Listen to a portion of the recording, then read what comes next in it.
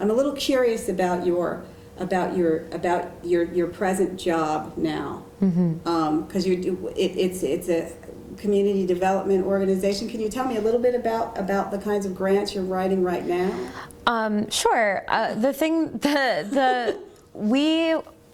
The resource development department in our office works to raise money for what's already budgeted in our budget and what isn't.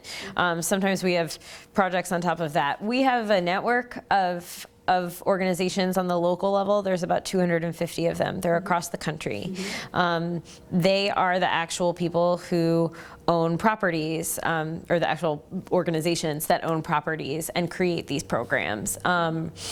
And some of it is foreclosure mitigation and counseling in that terms, but some of it is actual property and property management and running those kinds of after-school programs and those things. So I am, a lot of what we do is training. It's training to make sure that people who need that kind of housing counseling, whether they're doing like pre-purchase or whether they're trying to not foreclose so that they can stay in homes.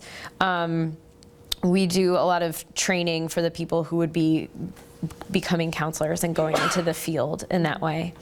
And so a lot of what I fundraise for is that training, making sure that people can go and receive the education that they need in order to go out and do the work that they need to do in the community. What else? A lot of it is greening organizations, so pre-existing organizations that are up and running, trying to make them up to code when it comes to green standards. So that's another thing that's becoming more of a hot topic.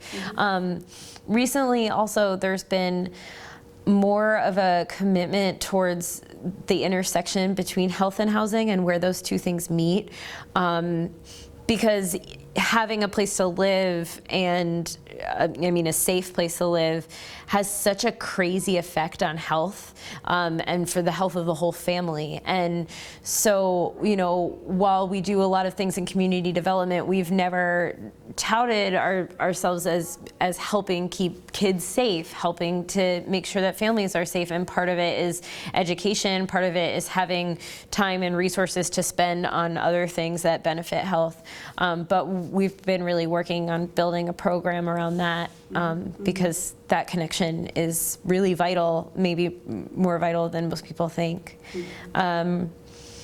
And just, in general, a lot of the work that the organization does is about making sure that there's affordable housing out there for the people who need it, and that it's not just out there, but that it's in an area that's considered safe, or that it's in an area that has accessibility, that it has these other programs built into it, so that in the long run, maybe people will move out and have their own homes, and they'll open new spaces for new people.